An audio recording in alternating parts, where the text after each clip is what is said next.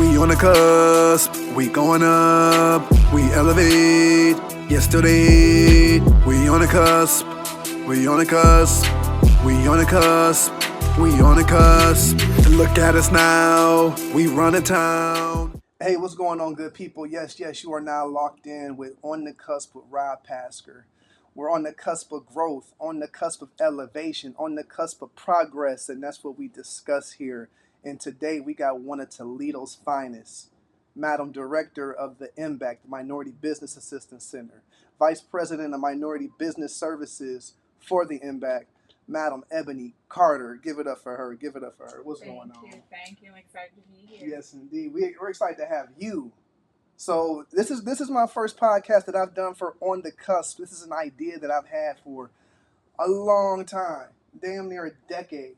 I'm not gonna. I got it written down in the journal, but me personally, I'm always focused on how can we elevate, how can we take things to another level, how can we have a greater impact, how can we build a legacy, and with this space that I'm creating here, I want to bring on people who have mindsets such as that, who are creating legacy, who are impacting families, who have overcome adversity to get where they are to give back to others. Yeah. And you fit that description wholeheartedly. So I appreciate you taking the time.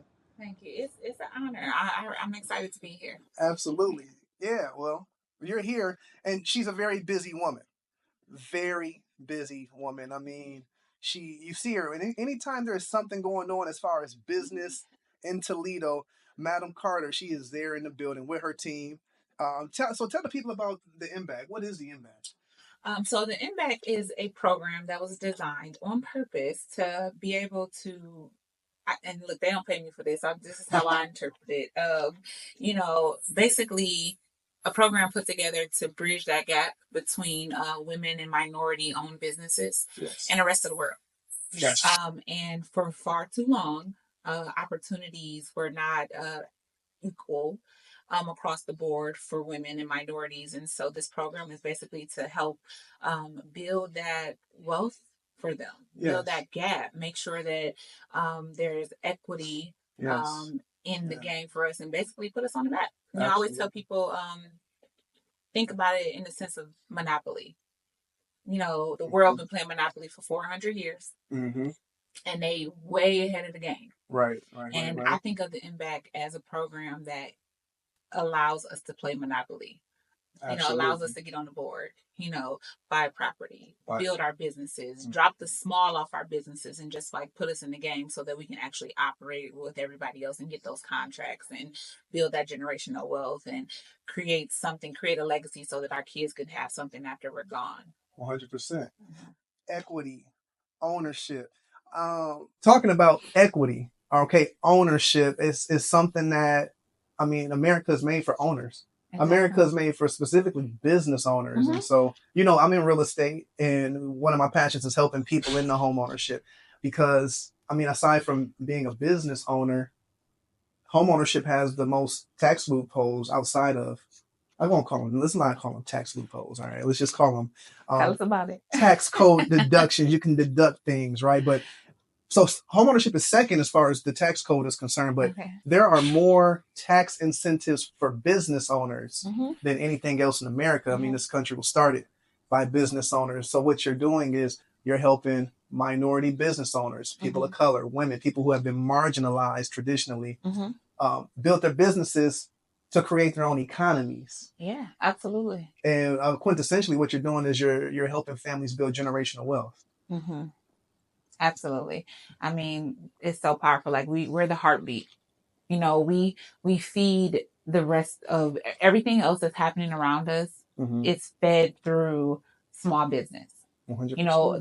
Those small businesses that are working and providing, whether they're providing a job for one person or whether they're creating wealth so that they are putting themselves in a position where they can feed the economy by being able to buy into other places. Now, what I would like to see, now it might be an uphill battle, but what I would like to see is for us to stop taking those dollars outside of our community. Yes. We are the heartbeat. Yes.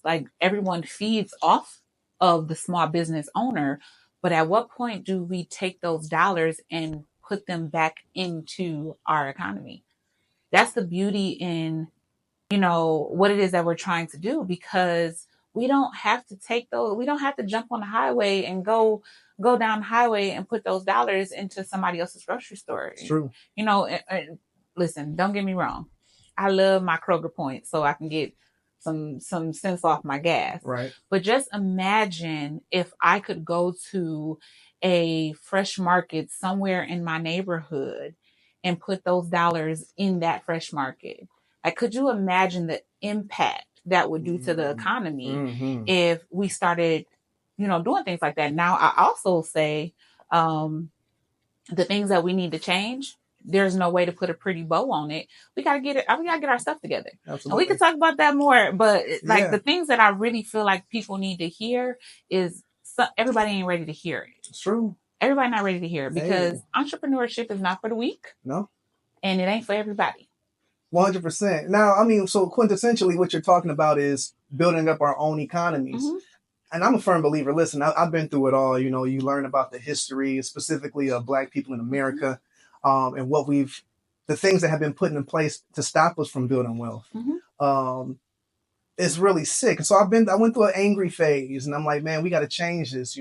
We got to change this. And then, I do what I can. But what I learned as I matured is that the revolution is personal. Mm-hmm. There's no Black savior coming. We have to save ourselves. Mm-hmm. And it starts with controlling our personal economy, being in control of what comes into our economy, the income, the revenue, and then also controlling the expenses, and investing that. Mm-hmm. Well, you got to have some savings, of course, but you need to create some stability through savings, but also invest that in assets to create our economy. Because at the end of the day, how can another man tell me what to do? How can they oppress me if my money's straight? Exactly. If I have security, if I'm protected because I'm wealthy. Mm-hmm. At the end of the day, and I mean, there are things. Wealthy people get oppressed. Don't get me wrong. Black wealthy people do get oppressed, but the more income, the more wealth that you have, I think we're more protected as a people with that economy. And I think when you look at the state of Black people in America, I mean, the last I checked, the median white household income was $188,000 per year versus $24,000 for a Black family.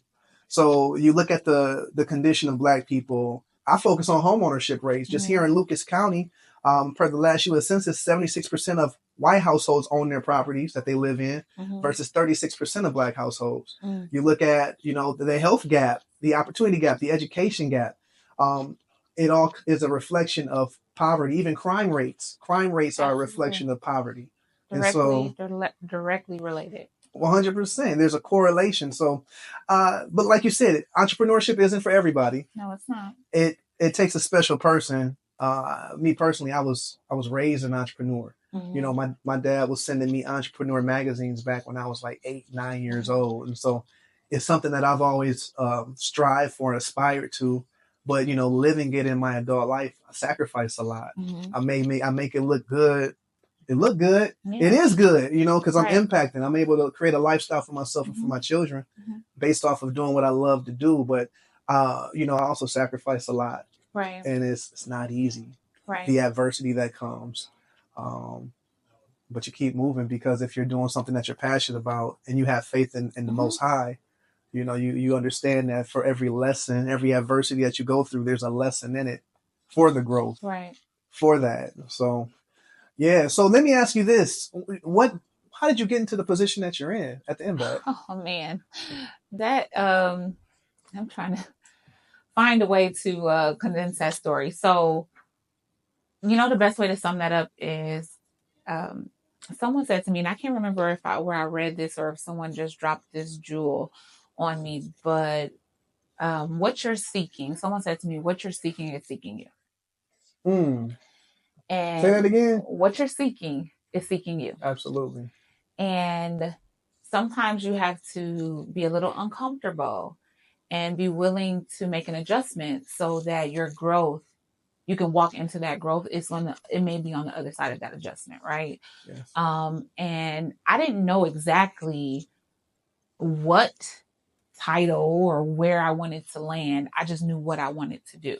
And I'm from Toledo, born and raised, proud of my city. Okay. Absolutely. No matter where I'm at in the world, and I have been blessed to be able to go a lot of places. I am not the person who says, oh, I'm from a bigger city that's in Ohio. No, I am from Toledo, born and raised. I love my city. Hometown hero. So I understood that what I wanted to do was to break generational curses, break this. I wanted to help people unlearn the bad habits that we had when it came to money, and try to help people have better relationships with money.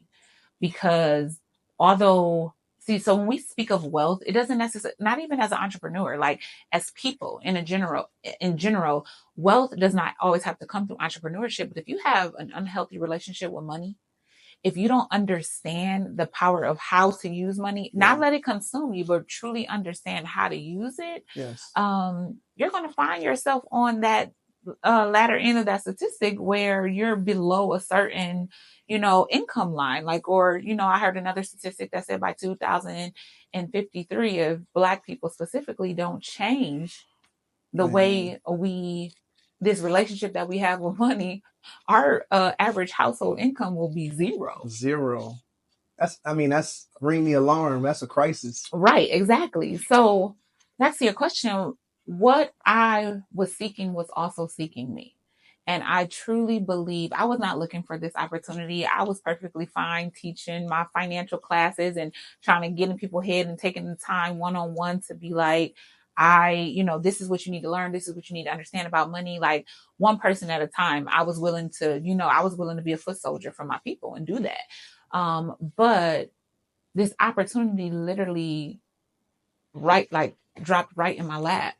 And because of the work that I was doing, it was presented to me to be in this position. And what I realized is, thank you, God, for this opportunity, because now I don't have to feel like I'm taking this journey along. I have a team. Absolutely. I have a team, and I have team. I have a strong team. Oh, they're amazing. Yeah. They're amazing. All of them. My team is amazing. I couldn't ask for a better team. They're eager. They're willing to learn. They match my passion, and they ready. They're ready to do the work. And so now I have a team, and now I'm thankful to say that I have the influence, because of my position, to be able to put people who could make decision makers. I can bring my concerns to them so that I can actually be more impactful. So again, to answer your question, I don't, God dropped it in my lap, said, go ahead, do what you're supposed to be doing. Yeah. Well, that's how it goes. Is the impact. And that's the thing. People, I want to be this. I want to do this. I want to be this when I grow up. I think it's more so about what impact do you want to have? Mm-hmm. What impact do you want to have? And also, what type of lifestyle do you want to live? Exactly. Because that's important too. Exactly. But impact and lifestyle, I think those are important goals to have, because if you know what impact you want to have and you know what type of lifestyle you want to live, like you said, and then somebody just told that to me this week. They say, the seed was planted twice. It was planted within you, and then it was also planted in the universe. So what you seek is also seeking you. So that's real. Yeah. And so as long as you take those steps forward, we're magnets. So if you're genuine and you operate in passion, those opportunities are going to be attracted. Right. And like it has for you. And you just had the foresight of the wisdom to take advantage of it, see the opportunity. Yeah. And run with it, because again, it's not about you. Yeah, you love what you do. Yeah, you're able to create a lifestyle for yourself, but you're helping the community. You're building up the community. Your why is so important. I read this book called Start With Your Why. And I just keep plugging this book because I feel like everybody needs to read this book, whether you're an entrepreneur or not. It's called Start With Your Why by Simon Sinek. And it basically just helps you understand, it gets you to the core of what you're doing to make sure that you're actually doing what you should be doing. Purpose and why are very closely related, but they're not the same thing. So after reading this book, it really helped me make decisions that shaped how I seen the work that I was doing, and also helped me understand what path I need to take. Wow. So that I can continue to do the work that I'm doing. I got you. That's That's a book recommendation. Say it again. Start with Your Why by Simon Sinek. Start with Your Why by Simon Sinek. So let me ask you this: what you can be anywhere in the world with your talent. Why Toledo? Because I love my city. I do. I love my city. I feel like we have a brain drain here. Now, don't get me wrong. Like I said, I move. I get up and I go. But I always come back home because home needs healing. Absolutely. And somebody got to do it. And if we all keep leaving, it's never going to change. We're not going to fix it. Toledo is like, I mean, you're in real estate. You understand, like we got one of the best real estate markets, everybody trying to get a piece of Toledo. So to be able to live here affordably and still go where I want to go, I'm like, even if I were to leave Toledo, I probably will come back home. I will settle back home. It's a great place to raise a family. Family is here. So I'm okay with leaving and coming back because oh my goodness, Toledo has so much. Somebody made a comment about how Toledo is the almost city. We the almost city. We almost do it. And I asked them, like, well, why do you say that? He's like, because, you think about it, every time somebody want to do something here, they're like, yeah, I started doing that, or I almost did it. Shout out to you for doing this, because you turn it almost into like you're manifesting it. It's happening, in real time. So shout out to you for that. Thank you. Putting our city on the map, because I'm just going to speak into existence that this is going to, syndicate all over social platforms. And little bitty old me's will just be little bitty old me's, and you'll have even bigger guests, on here to like speak on it. I heard that. But that. I want to see us win. I do. I want to see us win. There's so much talent in our city. It's so much talent. Yeah. And we got to get over that hump. Like, I don't know how we get over the hump, but I'm committed to helping us figure out how to get over the hump. Absolutely. Yeah, no, and you're doing it. I agree. Toledo is criminally underrated, I think. And it's recently, because I mean, up until the 70s, 80s, it's always been like a top 15 city in the country. But there's a lot of opportunity here as well. Like you said, everybody else in the world know about Toledo, and not only do they know about it, they're spending their money purchasing up all the land. Exactly. To the point where people that's looking to rent, they don't have a choice. They're not going. It's hard to buy a house because there's so many investors buying up our properties, competing with regular home buyers with cash deals. Yeah. Toledo, I love Toledo. The infrastructure, you think about logistically speaking, we got I-80 going from ocean to ocean. We got I-75 going from Canada to the tip of Florida. Yeah. It's a logistical capital in America. We got access to the oceans through the waterways. Right. We got one of the busiest cargo airports in the country. Absolutely. We got some of the most railroad terminals in one city. Toledo. We definitely underestimate it. Yeah. Sure. But yeah, what you think about the hungry black man coming to Toledo? What are your thoughts as working with minority businesses and seeing, his experience? What are your thoughts? So, I'm really not, I really don't be on social media as much as it may appear that I am. Right. But I jump on and I jump off, and somebody had to tell me to go watch. Oh my goodness. But when I did, now I only have one perspective, and I'll be honest. I heard that there's multiple perspectives, but what I seen is I was a little disappointed with how we responded. I was very disappointed with how we responded, because you have to think the way, commerce works, right? Yes. You attract customers, like your customers, the people who spend money in your place of business. Like, without them, your doors are closed.